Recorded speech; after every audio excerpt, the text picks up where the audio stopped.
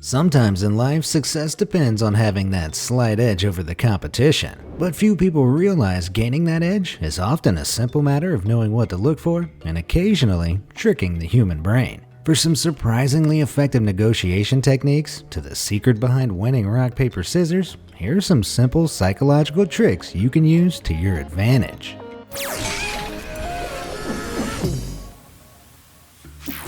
Number 20.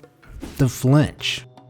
Whether you're negotiating a salary, haggling for a new car, or discussing fees with a client, there's a surprisingly easy way to turn the odds in your favor.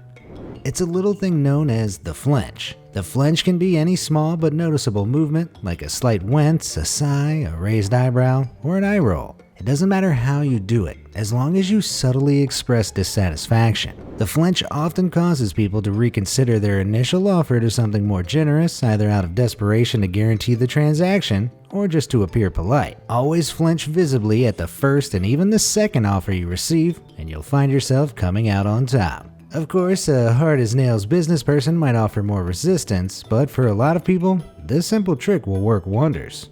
Just don't take it too far. Number 19. The deciding factor. Even when we say we don't care one way or the other, we usually subconsciously do. When you can't decide between two things, assign each side to a coin and toss it in the air. More often than not, while it's in the air, you'll suddenly find yourself hoping it lands on one side rather than the other. The result you find yourself hoping for is the decision you should probably go with. Number 18. Zeigarnik effect.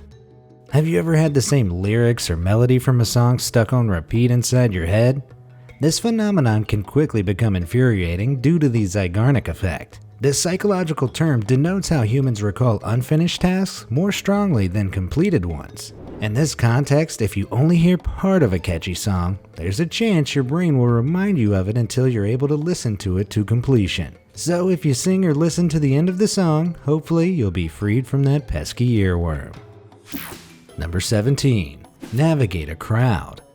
Nothing's more awkward than repeatedly sidestepping to avoid colliding with someone only for them to continuously mirror your direction. In order to have an easier time walking down a busy corridor or narrow street, pick a direction and keep your eyes looking directly ahead at where you're going. People will subconsciously register the direction of others' eyes in crowded areas in order to figure out where they're headed and how to avoid them. Rather than overthinking where everyone's headed, just confidently stare straight ahead and people should naturally avoid you. Alternatively, you could just not wash for a month. Your choice. Number 16. Mirror, mirror.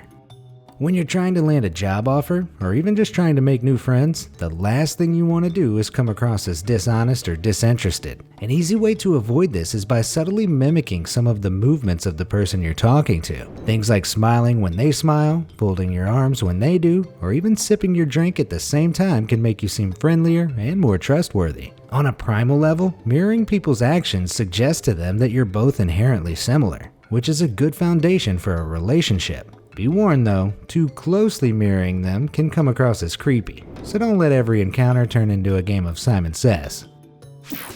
Number 15. Calming breaths. The chances are at some point in your life, you're going to have to deal with a tense situation where staying calm is essential. In these kinds of scenarios, people with a tendency towards panic attacks in similar states can become extremely vulnerable. But if someone is panicking or hyperventilating, try calming them down with your own breathing. Start inhaling and exhaling at a slow pace, but do so very obviously and loudly. Thanks to our naturally sympathetic brains and the ease of focusing on a loud sound, the other person should begin to match your tempo and calm down. And breathe. Number 14. Daring date. On your first date with a new romantic interest, you want it to be pleasant and memorable. But it might surprise you to learn that, from a psychological standpoint, you're most likely to form a romantic bond if your first date gets the blood pumping. And no, I'm not talking about bedroom activities. Studies have shown that intimate attraction is closely linked to the release of adrenaline during a shared experience. Therefore, if you take your crush on an adrenaline-filled date, be it through exercise, extreme activities like bungee jumping, or even just a scary movie, you can significantly heighten attraction. So if you want a second date, swap the chick flick for a slasher, or better yet, visit the amusement park. Of course, none of that matters if they really don't like you, but hopefully that'll become obvious pretty quickly. Number 13. First and last.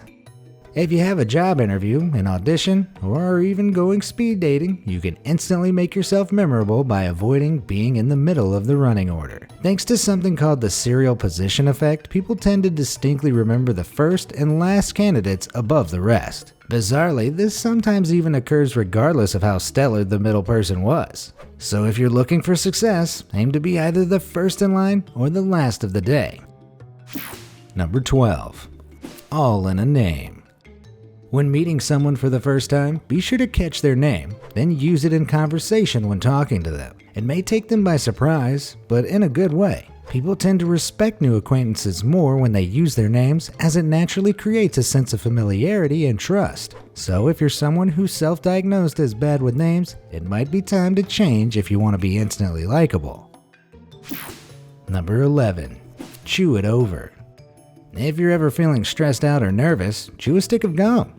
Sounds dumb, I know, but chewing and digestion both trigger your parasympathetic nervous system, which counterbalances the unpleasant feelings your stress-producing sympathetic nervous system can trigger. By chewing, your body instinctively assumes your surroundings must be safe, as eating is a somewhat vulnerable act, and you'll begin to calm down. So pop a piece of gum, and you'll be zen in no time. Number 10. The go-getter. If you always want to come out on top, under-promise and over-deliver. It is a classic tactic that keeps customers coming back time after time and makes you appear impressive to friends. Promise to deliver a task or amount of work considerably below what you know you can achieve, then over-deliver and blow them away. Number 9. A helping hand. Everyone likes feeling useful and needed. Surprisingly, this universal trait is actually something you can use to your advantage around new people. Asking new friends or coworkers for small favors that they can quickly and easily do, like letting you borrow a pen, can quickly establish a meaningful connection. This is because through these small tasks, they begin to associate themselves with the act of helping you. And if they subconsciously deem you worthy of help, then their brain begins to conclude that you must be a good person. Just don't take it too far and ask for something like the keys to their new car. Number 8. 5 minutes of perseverance. If you have trouble motivating yourself to do something, like learning a difficult new skill, just tell yourself, okay, I'll sit down and do this for just 5 minutes. A difficult task appears much more manageable when it's broken up into small chunks. And best of all, a lot of the time, you'll end up going for much longer than 5 minutes anyway. This is because by the time 5 minutes is over, you've already overcome the barrier of getting started, which is the biggest hurdle of all. Number 7. The handshake. Whenever you have an important interview or meeting, consider washing your hands first with warm water to bring up their temperature. If your hands are cold and clammy, the recipient of your handshake will be less likely to trust you. This is because from infancy, our brains associate body warmth with trust and support. Warming up your hands prior to greeting others with a handshake or touching them can, as a result, make you seem more likable and trustworthy. Number 6. Rock, paper, scissors. There's an easy trick you can use to win rock, paper, scissors nearly every time. But be warned, it'll probably only work once on each person. When your opponent's hands are in position, ready to go, ask them a totally unrelated question. The sudden confusion of the question causes them to throw scissors almost every time. This is thought to be related to something known as the recency effect. Because of this phenomenon, the final item mentioned in a list is recalled more strongly than the others, similar to the serial position effect I mentioned earlier. As scissors is the final word spoken when you ask someone for a game of rock, paper, scissors, it'll remain on their mind when their focus is brought back to the game after your little diversion. Most of the time, this will subconsciously influence their choice of first move. Be sure to let me know how this one works out for you in the comments down below. Number 5. Someone's watching you. While the science is yet to be settled on why yawning is so contagious, the phenomenon can prove very useful if you suspect someone in a crowded place is watching you. If you ever have the inkling that someone's looking at you every time you look away, let out a huge yawn. If someone yawns right after you, or visibly tries not to yawn, you may have a secret admirer, which could be great or horrific depending on who it is. Number 4. The handoff. If you're tired of holding an object, it's possible to get assistance from a friend without them even knowing it. Say you've purchased a 2-liter Coke bottle and you want your friend to carry it, but don't want to ask. Just keep talking to them while handing them the bottle. Thanks to our somewhat alarmingly restricted ability to focus on more than one thing at once, a lot of the time people will take the object automatically without thinking. It's the same principle exploited by street magicians and other masters of misdirection like pickpockets. In the same vein, you can get someone to hand you something when they're distracted. If someone's talking or preoccupied with a task, holding out your hand with the right amount of purpose and confidence will cause most people to give you whatever they're holding. This tends to work a whole lot better with people you know, of course, thanks to the added trust and familiarity. I did this with my housemate's car keys and made her think she left them in her car, despite handing them to me seconds before. Number 3. The look of love.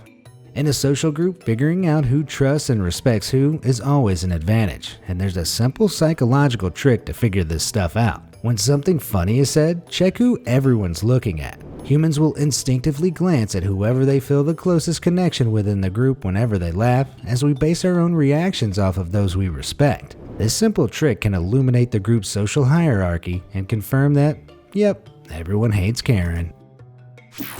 Number 2. Nothing to hide.